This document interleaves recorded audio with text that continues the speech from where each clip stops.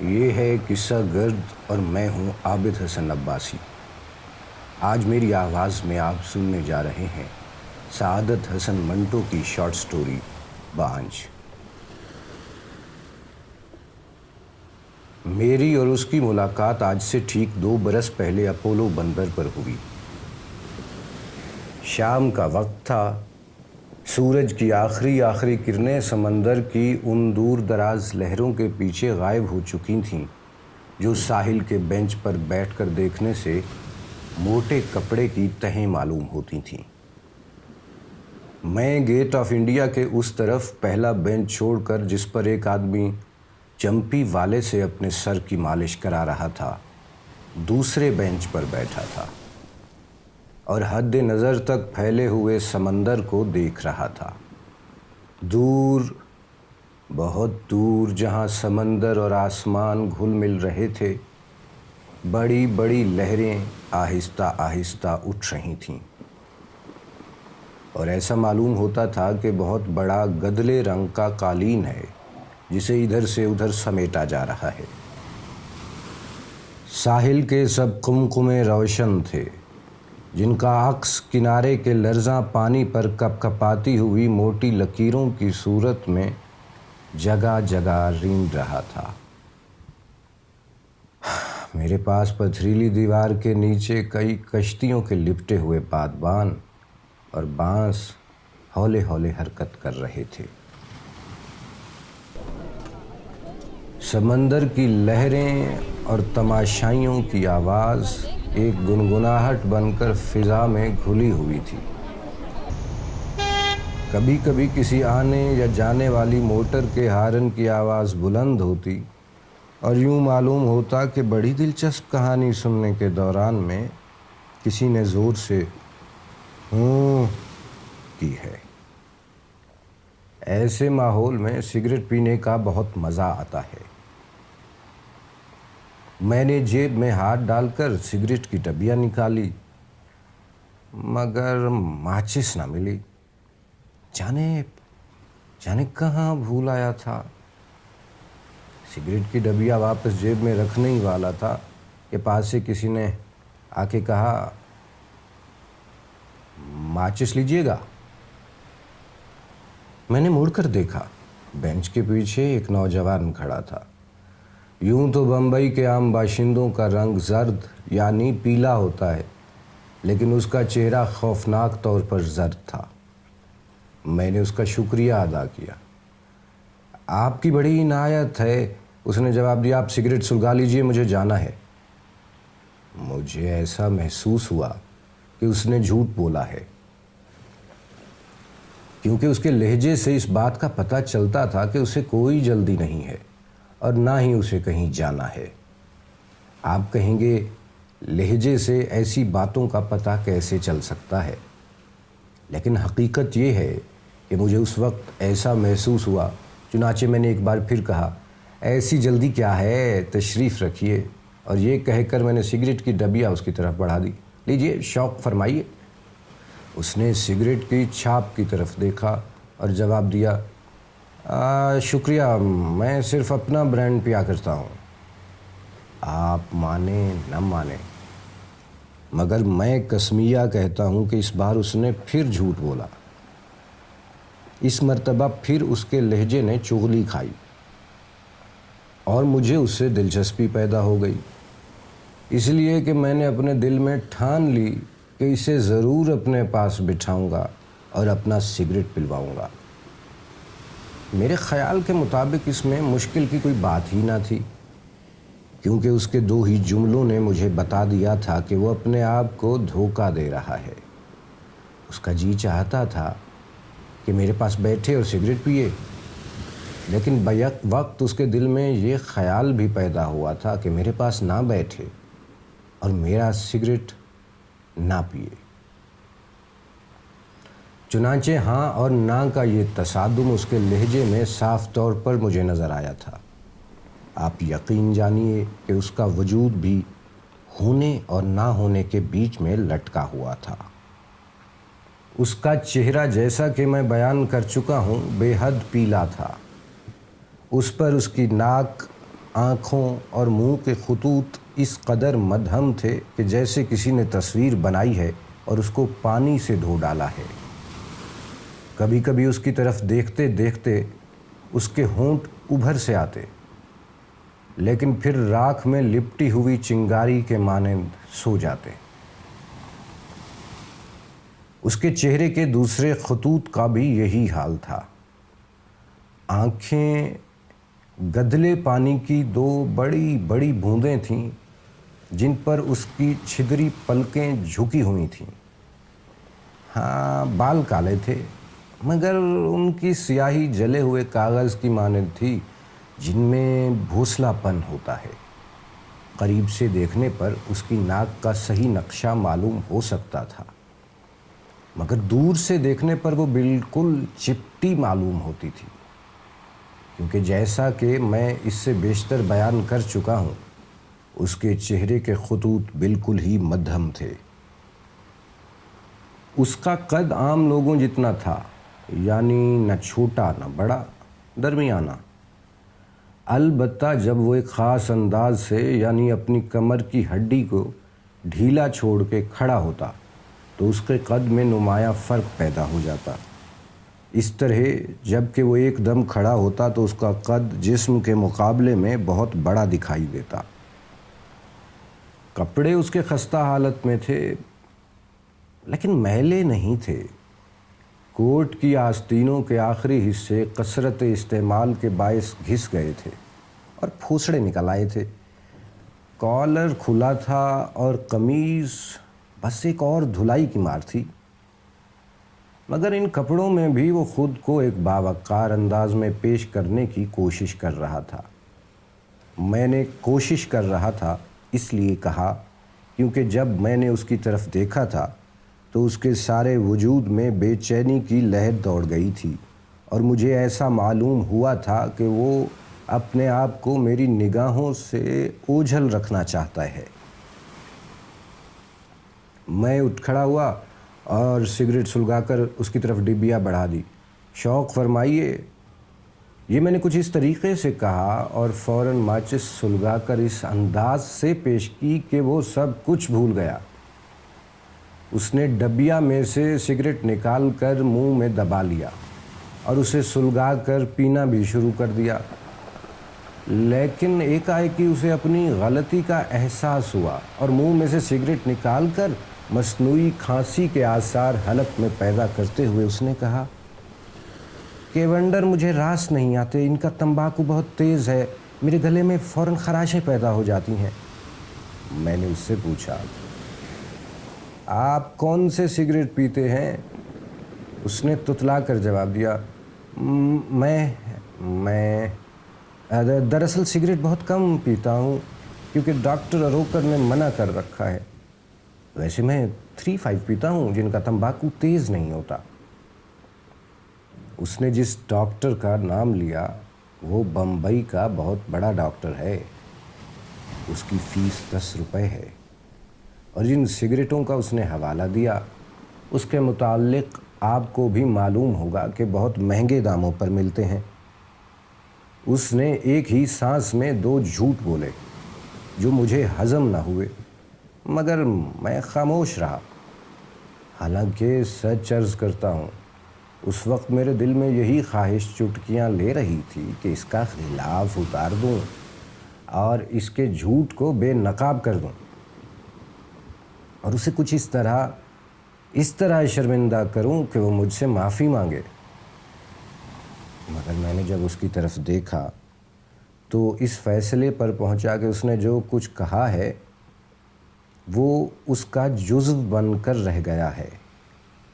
جھوٹ بول کر چہرے پر جو ایک سرخی سی دوڑ جایا کرتی ہے مجھے نظر نہ آئی، بلکہ میں نے یہ دیکھا کہ وہ جو کچھ کہہ چکا ہے اس کو حقیقت سمجھتا ہے۔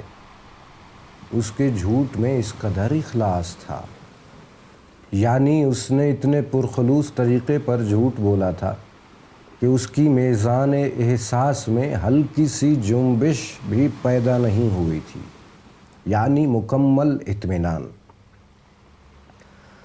خیر، اس قصے کو چھوڑیے، ایسی باریکیاں میں آپ کو بتانے لگوں تو صفحوں کے صفحے کالے ہو جائیں گے اور افسانہ بہت خشک ہو جائے گا۔ تھوڑی سی رسمی گفتگو کے بعد میں نے اس کو راہ پر لگایا اور ایک اور سگریٹ پیش کر کے سمندر کے دل فریب منظر کی بات چھیڑ دی۔ چونکہ افسانہ نگار ہوں، اسی لیے کچھ اس دلچسپ طریقے پر اسے سمندر، اپولو بندر، وہاں آنے جانے والے تماشائیوں کے بارے میں چند باتیں سنائیں کہ 6 سگریٹ پینے پر بھی اس کے حلق میں خرخراہٹ پیدا نہ ہوئی۔ اس نے میرا نام پوچھا، میں نے بتایا تو وہ اٹھ کھڑا ہوا اور کہنے لگا، آپ مسٹر ڈیش ڈیش ہیں؟ میں آپ کے کئی افسانے پڑھ چکا ہوں۔ مجھے معلوم نہ تھا کہ آپ وہ ہیں۔ مجھے آپ سے مل کر بہت خوشی ہوئی ہے، واللہ بہت خوشی ہوئی ہے۔ میں نے اس کا شکریہ ادا کرنا چاہا مگر اس نے اپنی بات شروع کر دی۔ ہاں، خوب یاد آیا، ابھی حال ہی میں آپ کا ایک افسانہ میں نے پڑھا ہے، عنوان بھول گیا ہوں۔ اس میں آپ نے ایک لڑکی پیش کی ہے جو غالباً کسی مرد سے محبت کرتی تھی مگر وہ اسے دھوکہ دے گیا۔ اس لڑکی سے ایک اور مرد بھی محبت کرتا تھا جو افسانہ سناتا ہے، اور جب اس کو لڑکی کی اس مشکل کا پتہ چلتا ہے تو وہ اس سے ملتا ہے اور اس سے کہتا ہے زندہ رہو، ان چند گھڑیوں کی یاد میں اپنی زندگی کی بنیادیں کھڑی کرو جو تم نے اس کی محبت میں گزاری ہیں، اس مسرت کی یاد میں جو تم نے چند لمحات کے لیے حاصل کی تھی۔ مجھے اصل عبارت یاد نہیں ہے، لیکن مجھے بتائیے کیا ایسا ممکن ہے؟ ممکن کو چھوڑیے، آپ یہ بتائیے وہ آدمی آپ تو نہیں تھے، مگر کیا آپ ہی نے اس سے کوٹھے پر ملاقات کی تھی اور اس کی تھکی ہوئی جوانی کو اونگتی ہوئی چاندنی میں چھوڑ کر نیچے اپنے کمرے میں سونے کے لیے چلے آئے تھے؟ یہ کہتے ہوئے وہ ایک دم ٹھہر گیا۔ مگر مجھے ایسی باتیں نہیں پوچھنی چاہیے، اپنے دل کا حال کون بتاتا ہے؟ اس پر میں نے کہا، میں آپ کو بتاؤں گا، لیکن پہلی ملاقات میں سب کچھ پوچھ لینا، سب کچھ بتا دینا اچھا معلوم نہیں ہوتا۔ آپ کا کیا خیال ہے؟ وہ جوش جو گفتگو کرتے وقت اس کے اندر پیدا ہو گیا تھا ایک دم ٹھنڈا پڑ گیا۔ اس نے دھیمے لہجے میں کہا، آپ کا فرمانا بالکل درست ہے، مگر کیا پتہ کہ آپ سے پھر کبھی ملاقات نہ ہو۔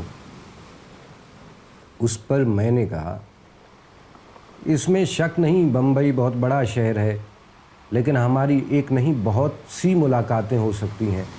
بیکار آدمی ہوں، یعنی افسانہ نگار۔ شام کو ہر روز اسی وقت بشرطے کہ بیمار نہ ہو جاؤں آپ مجھے ہمیشہ اسی جگہ پر پائیں گے۔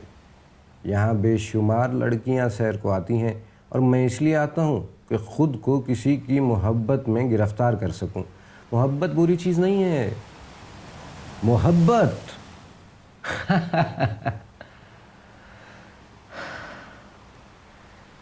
محبت۔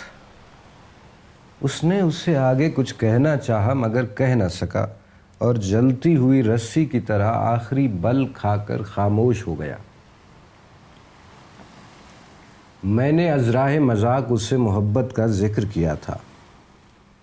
دراصل اس وقت فضا ایسی دل فریب تھی کہ اگر کسی عورت پر عاشق ہو جاتا تو مجھے افسوس نہ ہوتا جب دونوں وقت آپس میں مل رہے ہوں۔ نیم تاریکی میں بجلی کے قمقمے قطار اندر قطار آنکھیں جھپکنا شروع کر دیں، ہوا میں خنکی پیدا ہو جائے، اور فضا پر ایک افسانوی کیفیت سی چھا جائے تو کسی اجنبی عورت کی قربت کی ضرورت محسوس ہوا کرتی ہے، ایک ایسی جس کا احساس تحت شعور میں چھپا رہتا ہے۔ خدا معلوم اس نے کس افسانے کے متعلق مجھ سے پوچھا تھا۔ مجھے اپنے سب افسانے یاد نہیں ہیں، اور خاص طور پر وہ تو بالکل یاد نہیں جو رومانوی ہیں۔ میں اپنی زندگی میں بہت کم عورتوں سے ملا ہوں۔ وہ افسانے جو میں نے عورتوں کے متعلق لکھے ہیں یا تو کسی خاص ضرورت کے ماتحت لکھے گئے ہیں یا محض دماغی عیاشی کے لیے۔ میرے ایسے افسانوں میں چونکہ خلوص نہیں ہے، اسی لیے کبھی میں نے ان کے متعلق غور نہیں کیا۔ ایک خاص طبقے کی عورتیں میری نظر سے گزری ہیں اور ان کے متعلق میں نے چند افسانے لکھے ہیں، مگر وہ رومانٹک نہیں ہیں۔ اس نے جس افسانے کا ذکر کیا تھا وہ یقیناً کوئی ادنا درجے کا رومانس تھا جو میں نے اپنے چند جذبات کی پیاس بجھانے کے لیے لکھا ہوگا۔ لیکن میں نے تو اپنا افسانہ بیان کرنا شروع کر دیا۔ ہاں، تو جب وہ محبت کہہ کر خاموش ہو گیا تو میرے دل میں خواہش پیدا ہوئی کہ محبت کے بارے میں کچھ اور کہوں۔ چنانچہ میں نے کہنا شروع کر دیا۔ محبت کی یوں تو بہت سی قسمیں ہمارے باپ دادا بیان کر گئے ہیں، مگر میں سمجھتا ہوں کہ محبت خواہ ملتان میں ہو یا سائبیریا کے یخ بستہ میدانوں میں، سردیوں میں پیدا ہو یا گرمیوں میں، امیر کے دل میں پیدا ہو یا غریب کے دل میں، محبت خوبصورت کرے یا بدصورت، بد کردار کرے یا نیکوکار، محبت ہی رہتی ہے۔ اس میں کوئی فرق پیدا نہیں ہوتا۔ جس طرح بچے پیدا ہونے کی صورت ہمیشہ سے ہی ایک سی چلی آ رہی ہے، اس طرح محبت کی پیدائش بھی ایک ہی طریقے پر ہوا کرتی ہے۔ یہ جدا بات ہے کہ سعیدہ بیگم ہسپتال میں بچہ جنے اور راجکماری جنگل میں، غلام محمد کے دل میں بھنگن محبت پیدا کرے اور نٹور لال کے دل میں کوئی رانی۔ جس طرح بعض بچے وقت سے پہلے پیدا ہوتے ہیں اور کمزور رہتے ہیں، اسی طرح وہ محبت بھی کمزور رہتی ہے جو وقت سے پہلے جنم لے۔ بعض دفعہ بچے بڑی تکلیف سے پیدا ہوتے ہیں، بعض دفعہ محبت بھی بڑی تکلیف دے کر پیدا ہوتی ہے۔ جس طرح عورتوں کا حمل گر جاتا ہے، اسی طرح محبت بھی گر جاتی ہے۔ بعض دفعہ بانجھ پن پیدا ہو جاتا ہے۔ ادھر بھی آپ کو ایسے آدمی نظر آئیں گے جو محبت کرنے کے معاملہ میں بانجھ ہیں۔ اس کا مطلب یہ نہیں کہ محبت کرنے کی خواہش ان کے دل سے ہمیشہ کے لیے مٹ جاتی ہے یا ان کے اندر وہ جذبہ ہی نہیں رہتا۔ نہیں، یہ خواہش ان کے دل میں موجود ہوتی ہے، مگر وہ اس قابل نہیں رہتے کہ محبت کر سکیں۔ جس طرح عورت اپنے جسمانی نقائص کے باعث بچے پیدا کرنے کے قابل نہیں رہتی، اسی طرح یہ لوگ چند روحانی نقائص کی وجہ سے کسی کے دل میں محبت پیدا کرنے کی قوت نہیں رکھتے۔ محبت کا اسقاط بھی ہو سکتا ہے۔ مجھے اپنی گفتگو دلچسپ معلوم ہو رہی تھی، چنانچہ میں اس کی طرف دیکھے بغیر لیکچر دیے جا رہا تھا۔ لیکن جب میں اس کی طرف متوجہ ہوا تو وہ سمندر کے اس پار خلا میں دیکھ رہا تھا اور اپنے خیالات میں گم تھا۔ میں خاموش ہو گیا۔ جب زور سے کسی موٹر کا ہارن بجا تو وہ چونکا اور خالی ذہن ہو کر کہنے لگا، جی آپ نے بالکل درست فرمایا ہے۔ میرے جی میں آئی کہ اس سے پوچھوں، درست فرمایا ہے، اس کو چھوڑیے، آپ یہ بتائیے کہ میں نے کہا کیا ہے۔ لیکن میں خاموش رہا اور اس کو موقع دیا کہ وہ اپنے وزنی خیالات دماغ سے جھٹک دے۔ وہ کچھ دیر سوچتا رہا۔ اس کے بعد اس نے پھر کہا، آپ نے بالکل ٹھیک فرمایا ہے۔ آپ نے بالکل ٹھیک فرمایا ہے، لیکن خیر چھوڑیے اس قصے کو۔ مجھے اپنی گفتگو بہت اچھی معلوم ہوئی تھی۔ میں چاہتا تھا کہ کوئی میری باتیں سنتا چلا جائے، چنانچہ میں نے پھر سے کہنا شروع کیا۔ تو میں عرض کر رہا تھا کہ بعض آدمی بھی محبت کے معاملے میں بانجھ ہوتے ہیں، یعنی ان کے دل میں محبت کرنے کی خواہش تو موجود ہوتی ہے، لیکن ان کی یہ خواہش کبھی پوری نہیں ہوتی۔ میں سمجھتا ہوں کہ اس بانجھ پن کا باعث روحانی نقائص ہیں۔ آپ کا کیا خیال ہے؟ اس کا رنگ اور بھی پیلا پڑ گیا، جیسے اس نے کوئی بھوت دیکھ لیا ہو۔ یہ تبدیلی اس کے اندر اتنی جلدی پیدا ہوئی کہ میں نے گھبرا کر اس سے پوچھا، خیریت تو ہے؟ آپ بیمار ہیں؟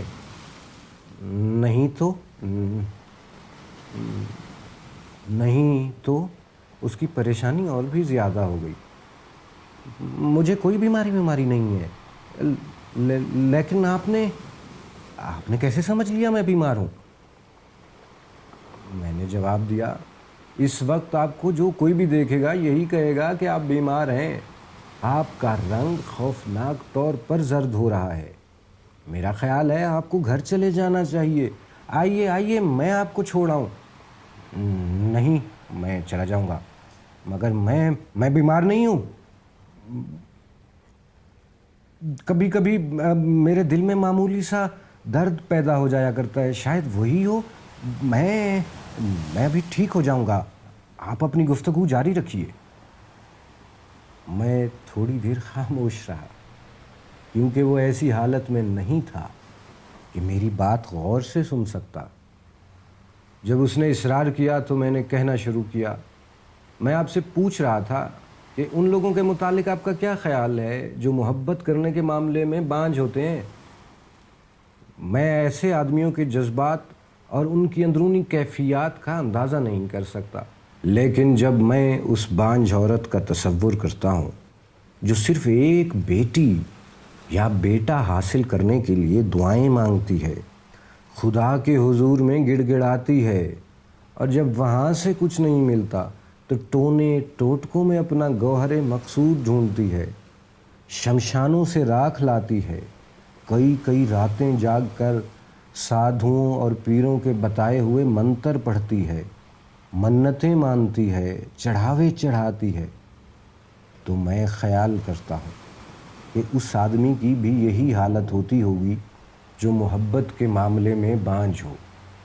ایسے لوگ واقعی ہمدردی کے قابل ہیں۔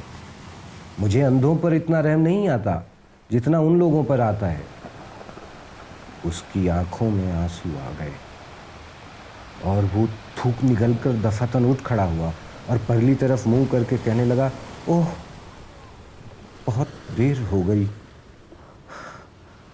مجھے ضروری کام کے لیے جانا تھا۔ یہاں باتوں میں کتنا وقت گزر گیا۔ میں بھی اٹھ کھڑا ہوا۔ وہ پلٹا اور جلدی سے میرا ہاتھ دبا کر لیکن میری طرف دیکھے بغیر اس نے اب رخصت چاہتا ہوں کہا اور چل دیا۔ دوسری مرتبہ اس سے میری ملاقات پھر اپولو بندر ہی پر ہوئی۔ میں سیر کا آدمی نہیں ہوں، مگر اس زمانے میں ہر شام اپولو بندر پر جانا میرا دستور ہو گیا تھا۔ ایک مہینے کے بعد جب مجھے آگرہ کے ایک شاعر نے ایک لمبا چوڑا خط لکھا جس میں اس نے نہایت ہی حریصانہ طور پر اپولو بندر اور وہاں جمع ہونے والی پریوں کا ذکر کیا، اور مجھے اس لحاظ سے بہت خوش قسمت کہا کہ میں بمبئی میں ہوں تو اپولو بندر سے میری دلچسپی ہمیشہ کے لیے فنا ہو گئی۔ اب جب مجھے کوئی اپولو بندر جانے کو کہتا ہے تو مجھے آگرے کے شاعر کا خط یاد آ جاتا ہے اور میری طبیعت متلا جاتی ہے۔ لیکن میں اس زمانے کا ذکر کر رہا ہوں جب خط مجھے نہیں ملا تھا۔ میں ہر روز جا کر شام کو اپولو بندر کے اس بینچ پر بیٹھا کرتا جس کے اس طرف کئی آدمی چمپی والوں سے اپنی کھوپڑیوں کی مرمت کراتے رہتے تھے۔ दिन पूरी तरह ढल चुका था और उजाले का कोई निशान बाकी नहीं रहा था। अक्टूबर की गर्मी में कमी वाक़ई नहीं हुई थी। हवा चल रही थी थके हुए मुसाफिर की तरह। सैर करने वालों का हजूम ज़्यादा था। मेरे पीछे मोटरें ही मोटरें खड़ी थीं। बेंच भी सब के सब पुर थे। जहाँ बैठा करता था वहाँ दो बातूनी, एक गुजराती और एक पारसी, न जाने कब के जमे हुए थे। दोनों गुजराती बोलते थे मगर मुख्तलिफ लबो लहजा से। पारसी की आवाज़ में दो सुर थे। वो कभी बारीक सुर में बात करता था, कभी मोटे सुर में। जब दोनों तेज़ी से बोलना शुरू कर देते हैं तो ऐसा मालूम होता जैसे तोते मैना की लड़ाई हो रही है। मैं उनकी ना ख़त्म होने वाली गुफ्तगू से तंग आकर उठा और टहलने की खातिर ताज महल होटल का रुख करने ही वाला था कि सामने से मुझे वो आता दिखाई दिया। मुझे उसका नाम मालूम नहीं था, इसलिए मैं उसे पुकार ना सका। लेकिन जब उसने मुझे देखा तो उसकी निगाहें साकिन हो गईं, जैसे उसे वो चीज़ मिल गई हो जिसकी उसे तलाश थी। कोई बेंच खाली नहीं था, इसलिए मैंने उससे कहा, आपसे बहुत देर के बाद मुलाकात हुई। चलिए सामने रेस्टोरेंट में बैठते हैं, यहाँ कोई बेंच खाली नहीं। उसने रस्मी तौर पर चंद बातें की और मेरे साथ हो लिया।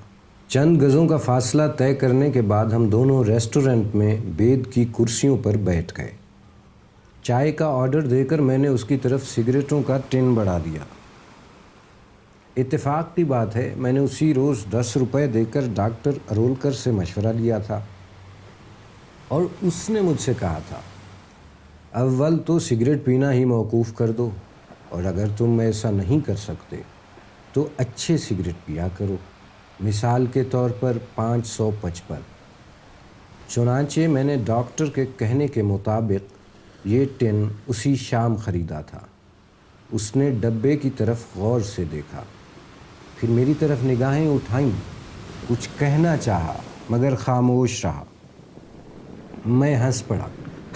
आप ये न समझिएगा कि मैंने आपके कहने पे ये वाले सिगरेट पीना शुरू किए हैं। इत्तेफाक की बात है कि आज भी मुझे डॉक्टर अरोलकर के पास जाना पड़ा, क्योंकि कुछ दिनों से मेरे सीने में दर्द हो रहा था। चुनांचे उसने मुझसे कहा कि ये सिगरेट पिया करो, लेकिन बहुत कम। मैंने ये कहते हुए उसकी तरफ देखा और महसूस किया कि उसको मेरी ये बातें नागवार मालूम हुई हैं। चुनांचे मैंने फ़ौरन जेब से वो नुस्खा निकाला जो डॉक्टर अरोलकर ने मुझे लिख कर दिया था। ये कागज़ मेज़ पर मैंने उसके सामने रख दिया। ये इबारत तो मुझसे पढ़ी नहीं जाती, मगर ऐसा मालूम होता है कि डॉक्टर साहब ने विटामिन का कुछ सारा ख़ानदान इस नुस्खे में जमा कर दिया है।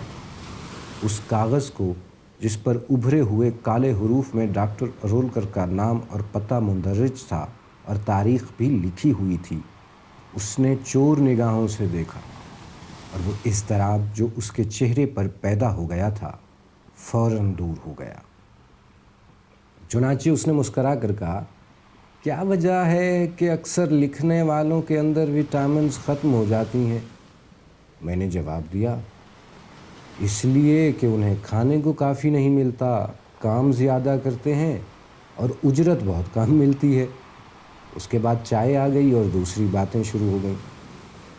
पहली मुलाकात और उस मुलाकात में गालबन 2.5 महीने का फ़ासला था। उसके चेहरे का रंग पहले से ज़्यादा पीला था। आँखों के गिर्द स्याह हल्के पैदा हो रहे थे। उसे गालबन कोई तकलीफ़ थी जिसका एहसास उसे हर वक्त रहता था, क्योंकि बातें करते करते बाज़ औक़ात वो ठहर जाता और उसके होंठों में से गैर इरादी तौर पर आह निकल जाती। अगर हंसने की कोशिश भी करता तो उसके होंठों में ज़िंदगी पैदा नहीं होती थी। मैंने ये कैफियत देखकर उससे अचानक तौर पर पूछा, आप उदास क्यों हैं? उदास? उदास। एक फीकी सी मुस्कुराहट جو ان مرنے والوں کے لبوں پر پیدا ہوا کرتی ہے جو ظاہر کرنا چاہتے ہیں کہ وہ موت سے خائف نہیں، اس کے ہونٹوں پر پھیلی۔ میں اداس نہیں ہوں، آپ کی طبیعت اداس ہوگی، یہ کہہ کر اس نے ایک ہی گھونٹ میں چائے کی پیالی خالی کر دی اور اٹھ کھڑا ہوا۔ اچھا تو میں اجازت چاہتا ہوں، ایک ضروری کام سے جانا ہے۔ مجھے یقین تھا کہ اسے کسی ضروری کام سے نہیں جانا ہے، مگر میں نے اسے نہ روکا اور جانے دیا۔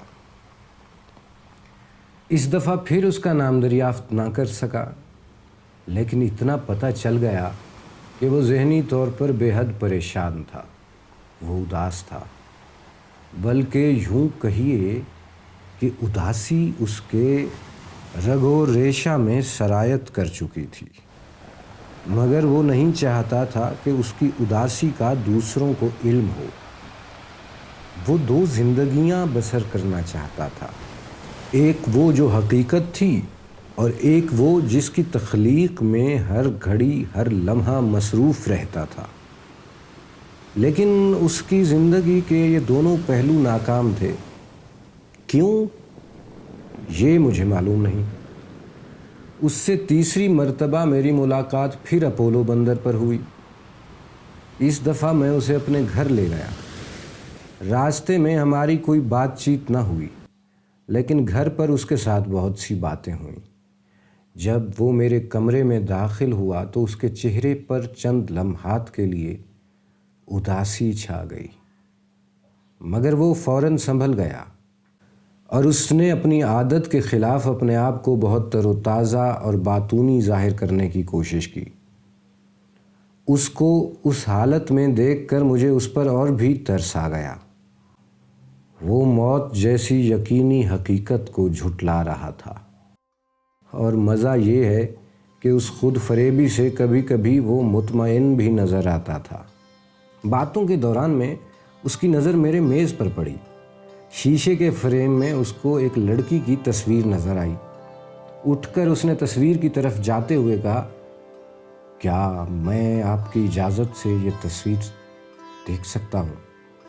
میں نے کہا، بصد شوق۔ اس نے تصویر کو ایک نظر دیکھا اور دیکھ کر کرسی پر بیٹھ گیا۔ اچھی خوبصورت لڑکی ہے، میں سمجھتا ہوں کہ آپ کی… ارے جی نہیں، ایک زمانہ ہوا اس سے محبت کرنے کا خیال میرے دل میں پیدا ہوا تھا، بلکہ یوں کہیے کہ تھوڑی سی محبت میرے دل میں پیدا بھی ہو گئی تھی، مگر افسوس ہے کہ اس کو اس کی خبر تک نہ ہوئی اور میں نہیں بلکہ وہ بیاہ دی گئی۔ یہ تصویر میری پہلی محبت کی یادگار ہے جو اچھی طرح پیدا ہونے سے پہلے ہی مر گئی۔ یہ آپ کی محبت کی یادگار ہے۔ اس کے بعد تو آپ نے اور بھی بہت سے رومان لڑائے ہوں گے۔ اس نے اپنی خشک ہونٹوں پر زبان پھیری۔ یعنی آپ کی زندگی میں تو کئی ایسی مکمل محبتیں موجود ہوں گی۔ میں کہنے ہی والا تھا کہ جی نہیں، خاکسار بھی محبت کے معاملے میں آپ جیسا بنجر ہے، مگر جانے کیوں یہ کہتا رک گیا اور خواہ مخواہ جھوٹ بول دیا۔ جی ہاں، ایسے سلسلے ہوتے رہتے ہیں، آپ کی کتاب زندگی بھی تو ایسے واقعات سے بھرپور ہوگی۔ وہ کچھ نہ بولا، بالکل خاموش ہو گیا، جیسے کسی گہرے سمندر میں غوطہ لگایا گیا ہے۔ دیر تک وہ اپنے خیالات میں غرق رہا اور میں اس کی خاموشی سے اداس ہونے لگا۔ تو میں نے کہا، اجی حضرت آپ کن خیالات میں کھو گئے؟ وہ چونک پڑا۔ میں کچھ نہیں، ایسے ہی کچھ سوچ رہا تھا۔ میں نے پوچھا، کوئی بیتی کہانی یاد آ گئی؟ کوئی بچھڑا ہوا سپنا مل گیا؟ پرانے زخم ہرے ہو گئے؟ زخم؟ پرانے زخم؟ کئی زخم نہیں، صرف ایک ہی ہے، بہت گہرا، بہت کاری اور زخم میں چاہتا بھی نہیں، ایک ہی زخم کافی ہے۔ یہ کہہ کر وہ اٹھ کھڑا ہوا اور میرے کمرے میں ٹہلنے کی کوشش کرنے لگا، کیونکہ اس چھوٹی سی جگہ میں جہاں کرسیاں، میز اور چارپائی سب کچھ پڑا تھا، ٹہلنے کے لیے کوئی جگہ نہ تھی۔ میز کے پاس اسے رکنا پڑا، تصویر کو اب کی دفعہ گہری نظروں سے دیکھا اور کہا، اس میں اور اس میں کتنی مشابہت ہے، مگر اس کے چہرے پر ایسی شوخی نہ تھی۔ اس کی آنکھیں بڑی تھیں، مگر ان آنکھوں کی طرح ان میں شرارت نہیں تھی۔ وہ فکر مند آنکھیں تھیں، ایسی آنکھیں جو دیکھتی بھی ہیں اور سمجھتی بھی ہیں۔ یہ کہتے ہوئے اس نے ایک سرد آہ بھری اور کرسی پر بیٹھ گیا۔ موت بالکل ناقابل فہم چیز ہے، خاص طور پر اس وقت جب کہ یہ جوانی میں آئے۔ میں سمجھتا ہوں خدا کے علاوہ ایک طاقت اور بھی ہے جو بڑی حاسد ہے، جو کسی کو خوش نہیں دیکھنا چاہتی۔ مگر چھوڑیے اس قصے کو۔ میں نے اسے کہا، نہیں آپ سناتے جائیے، لیکن اگر آپ ایسا مناسب سمجھیں تو۔ سچ پوچھیے تو میں یہ سمجھ رہا تھا کہ آپ نے کبھی محبت کی ہی نہ ہوگی۔ یہ آپ نے کیسے سمجھ لیا؟ میں نے کبھی محبت کی ہی نہیں۔ اور ابھی تو آپ کہہ رہے تھے کہ میری کتاب زندگی ایسے کئی واقعات سے بھری پڑی ہوگی۔ یہ کہہ کر اس نے میری طرف سوالیہ نگاہوں سے دیکھا۔ میں نے اگر محبت نہیں کی تو یہ دکھ میرے دل میں کہاں سے پیدا ہو گیا؟ میں نے اگر محبت نہیں کی تو میری زندگی کو یہ روگ کہاں سے چمٹ گیا ہے؟ میں روز بروز موم کی طرح پگھلا کیوں جا رہا ہوں؟ بظاہر یہ تمام سوال وہ مجھ سے کر رہا تھا، مگر دراصل وہ سب کچھ اپنے آپ ہی سے پوچھ رہا تھا۔ میں نے کہا، میں نے جھوٹ بولا تھا کہ آپ کی زندگی میں ایسے کئی واقعات ہوں گے، مگر آپ نے بھی جھوٹ بولا تھا کہ میں اداس نہیں ہوں اور مجھے کوئی روگ نہیں ہے۔ کسی کے دل کا حال جاننا آسان بات نہیں ہے۔ آپ کی اداسی کی اور بھی بہت سی وجہیں ہو سکتی ہیں، مگر جب تک مجھے آپ خود نہ بتائیں میں کسی نتیجے پر کیسے پہنچ سکتا ہوں؟ اس میں کوئی شک نہیں کہ آپ واقعی روز بروز کمزور ہوتے جا رہے ہیں۔ آپ کو یقیناً بہت بڑا صدمہ پہنچا ہے، اور مجھے آپ سے ہمدردی ہے۔ ہمدردی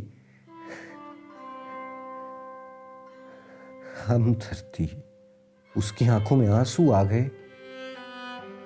مجھے کسی ہمدردی کی ضرورت نہیں، اسی لیے کہ ہمدردی اسے واپس نہیں لا سکتی۔ اس عورت کو موت کی گہرائیوں سے نکال کر میرے حوالے نہیں کر سکتی جس سے مجھے پیار تھا۔ آپ نے محبت نہیں کی، مجھے یقین ہے آپ نے محبت نہیں کی، اسی لیے اس کی ناکامی نے آپ پر کوئی داغ نہیں چھوڑا۔ میری طرف دیکھیے، یہ کہہ کر اس نے خود اپنے آپ کو دیکھا۔ کوئی جگہ آپ کو ایسی نہیں ملے گی جہاں میری محبت کے نقش موجود نہ ہوں۔ میرا وجود خود اس محبت کی ٹوٹی ہوئی عمارت کا ملبہ ہے۔ میں آپ کو یہ داستان کیسے سناؤں اور کیوں سناؤں جبکہ آپ اسے سمجھ ہی نہ سکیں گے؟ کسی کا یہ کہہ دینا کہ میری ماں مر گئی ہے آپ کے دل پر وہ اثر پیدا نہیں کر سکتا جو موت نے بیٹے پر کیا تھا۔ میری داستان محبت آپ کو، کسی کو بھی، بالکل معمولی معلوم ہوگی، مگر مجھ پر جو اثر ہوا ہے اس سے کوئی بھی آگاہ نہیں ہو سکتا۔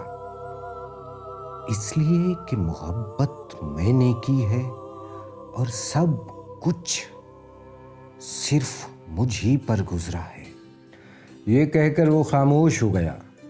اس کے حلق میں تلخی پیدا ہو گئی کیونکہ وہ بار بار تھوک نگلنے کی کوشش کر رہا تھا۔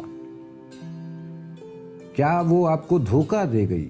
میں نے اس سے پوچھا، یا کچھ اور حالات تھے؟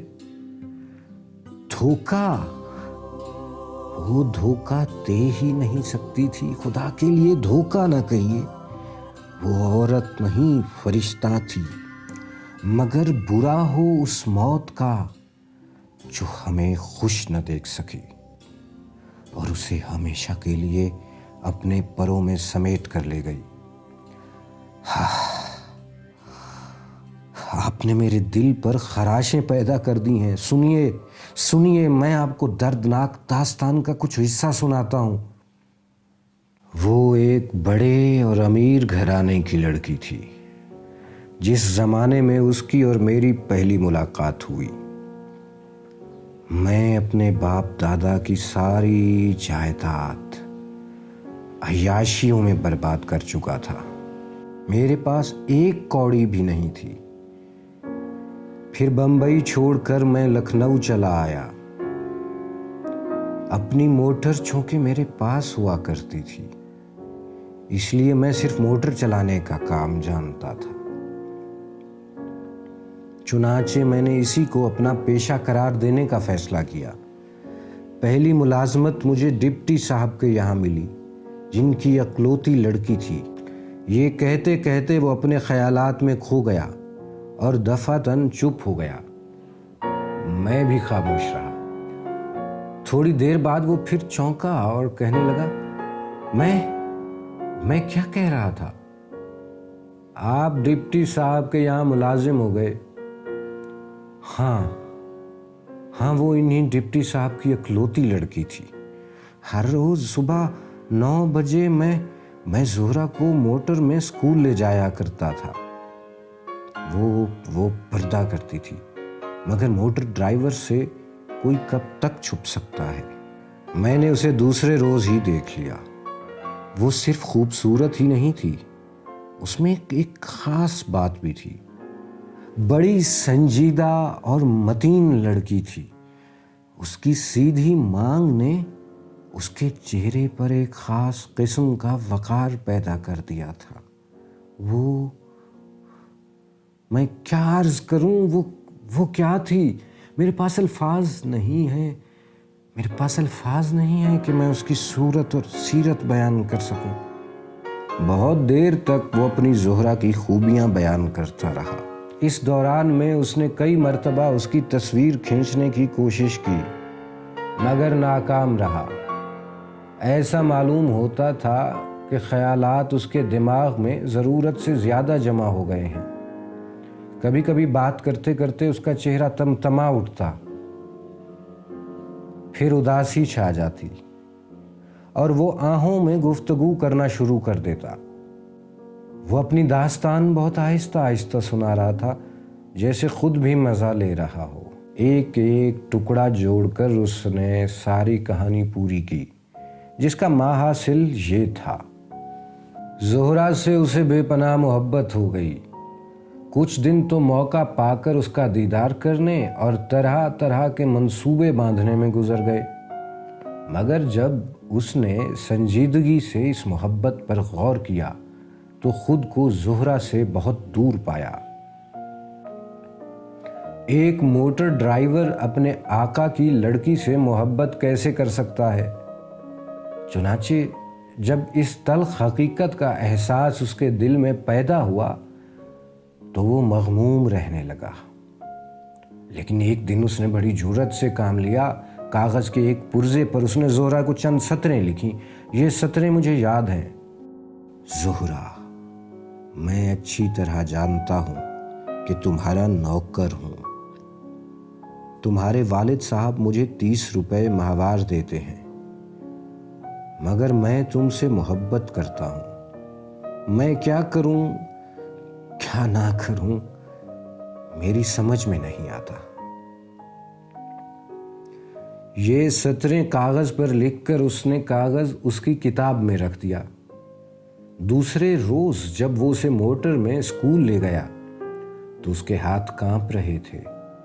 ہینڈل کئی بار اس کی گرفت سے نکل گیا، مگر خدا کا شکر ہے کہ کوئی ایکسیڈنٹ نہ ہوا۔ اس روز اس کی کیفیت عجیب رہی۔ شام کو جب وہ زہرا کو اسکول سے واپس لا رہا تھا تو راستے میں اس لڑکی نے موٹر روکنے کے لیے کہا۔ اس نے جب موٹر روک لی تو زہرا نے نہایت سنجیدگی کے ساتھ کہا، دیکھو نعیم، آئندہ تم ایسی حرکت کبھی نہ کرنا۔ میں نے ابھی تک ابا جی سے تمہارے اس خط کا ذکر نہیں کیا جو تم نے میری کتاب میں رکھ دیا تھا، لیکن اگر پھر تم نے ایسی حرکت کی تو مجبوراً ان سے شکایت کرنا پڑے گی، سمجھے؟ چلو اب موٹر چلاؤ۔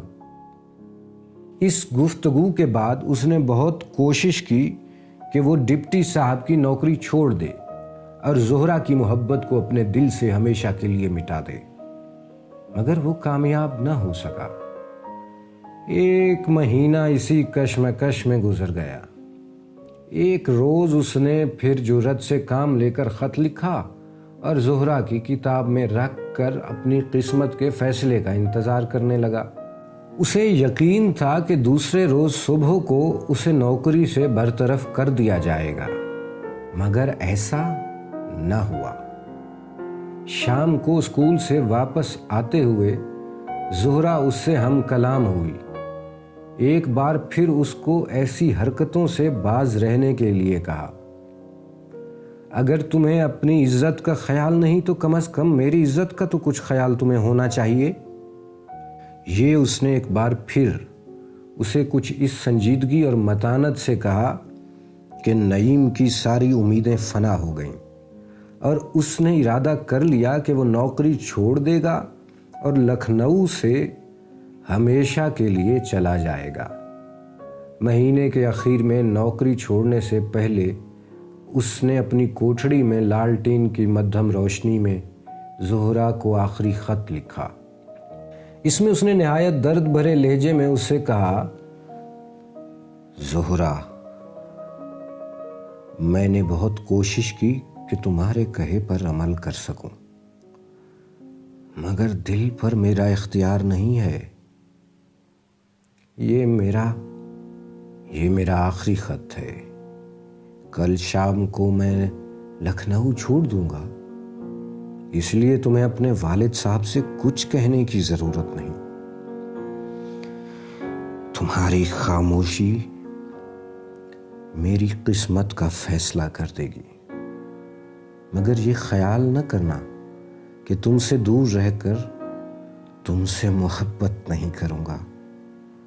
میں جہاں کہیں بھی رہوں گا میرا دل تمہارے قدموں میں ہوگا۔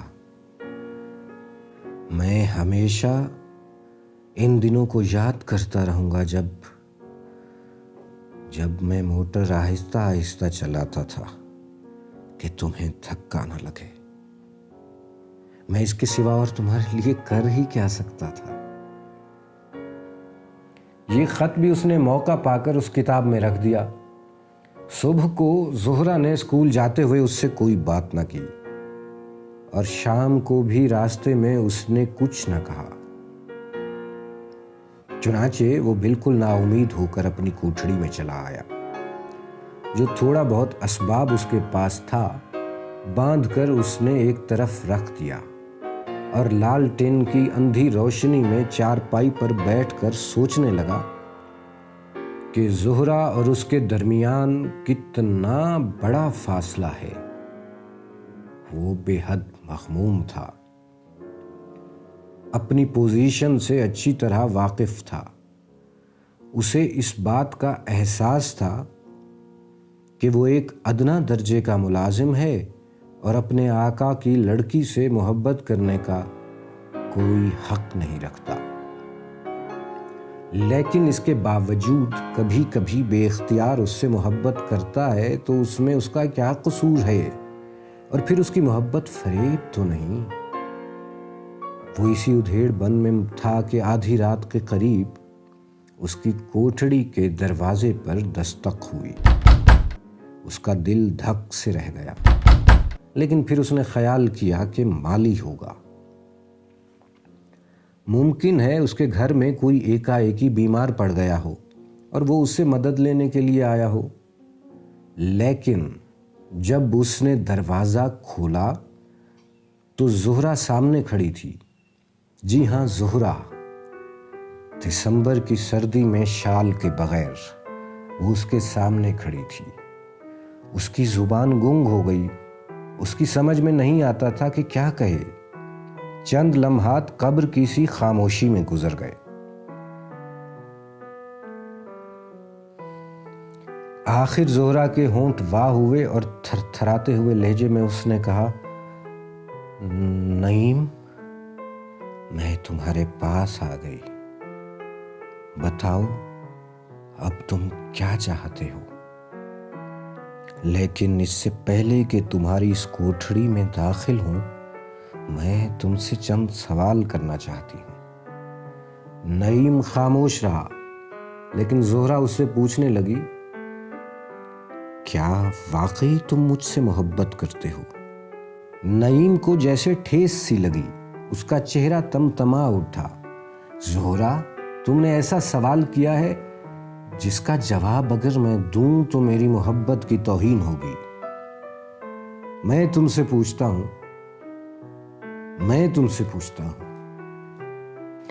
کیا میں محبت نہیں کرتا؟ زہرہ نے اس سوال کا جواب نہ دیا اور تھوڑی دیر خاموش رہ کر اپنا دوسرا سوال کیا۔ میرے باپ کے پاس دولت ہے، مگر میرے پاس ایک پھوٹی کوڑی بھی نہیں۔ جو کچھ میرا کہا جاتا ہے میرا نہیں ہے، ان کا ہے۔ کیا تم مجھے دولت کے بغیر بھی ویسا ہی عزیز سمجھو گے؟ نعیم بہت جذباتی آدمی تھا، چنانچہ اس سوال نے بھی اس کے وقار کو زخمی کیا۔ بڑے دکھ بھرے لہجے میں اس نے زہرہ سے کہا، زہرہ، خدا کے لیے مجھ سے ایسی باتیں نہ پوچھو جن کا جواب اس قدر عام ہو چکا ہے کہ تمہیں 3rd کلاس عشقیہ ناولوں میں بھی مل سکتا ہے۔ زہرہ اس کی کوٹھڑی میں داخل ہو گئی اور اس کی چارپائی پر بیٹھ کر کہنے لگی، میں تمہاری ہوں اور ہمیشہ تمہاری رہوں گی۔ زہرہ نے اپنا قول پورا کیا۔ جب دونوں لکھنؤ چھوڑ کر دلی چلے آئے اور شادی کر کے ایک چھوٹے سے مکان میں رہنے لگے تو ڈپٹی صاحب ڈھونڈتے ڈھونڈتے وہاں پہنچ گئے۔ نعیم کو نوکری مل گئی تھی، اس لیے وہ گھر میں نہیں تھا۔ ڈپٹی صاحب نے زہرہ کو بہت برا بھلا کہا، ان کی ساری عزت خاک میں مل گئی تھی۔ وہ چاہتے تھے کہ زہرہ نعیم کو چھوڑ دے اور جو کچھ ہو چکا ہے اسے بھولا جائے۔ وہ نعیم کو 2-3 ہزار روپیہ دینے کے لیے بھی تیار تھے، مگر انہیں ناکام لوٹنا پڑا، اس لیے کہ زہرہ نعیم کو کسی قیمت پر بھی چھوڑنے کے لیے تیار نہ ہوئی۔ اس نے اپنے باپ سے کہا، ابا جی، میں نعیم کے ساتھ بہت خوش ہوں، آپ اس سے اچھا شوہر میرے لیے کبھی تلاش نہیں کر سکتے تھے۔ میں اور وہ آپ سے کچھ نہیں مانگتے، اگر آپ ہمیں دعائیں دے سکیں تو ہم آپ کے ممنون ہوں گے۔ ڈپٹی صاحب نے جب یہ گفتگو سنی تو بہت خشم آلود ہوئے۔ انہوں نے نعیم کو قید کرا دینے کی دھمکی بھی دی، مگر زہرہ نے صاف صاف کہہ دیا، ابا جی، اس میں نعیم کا کیا قصور ہے؟ سچ تو یہ ہے کہ ہم دونوں بے قصور ہیں۔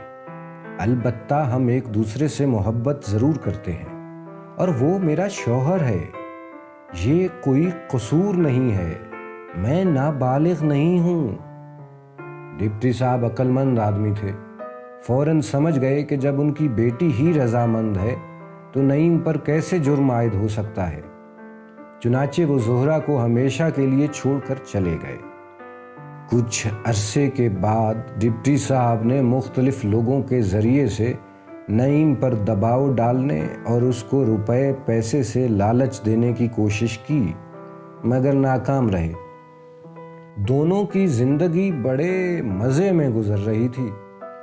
وہ نعیم کی آمدنی بہت کم تھی اور زہرا کو جو ناز و نعم میں پلی تھی بدن پر کھردرے کپڑے پہننے پڑتے تھے اور اپنے ہاتھ سے سب کام کرنے پڑتے تھے، مگر وہ خوش تھی اور خود کو ایک نئی دنیا میں پاتی تھی۔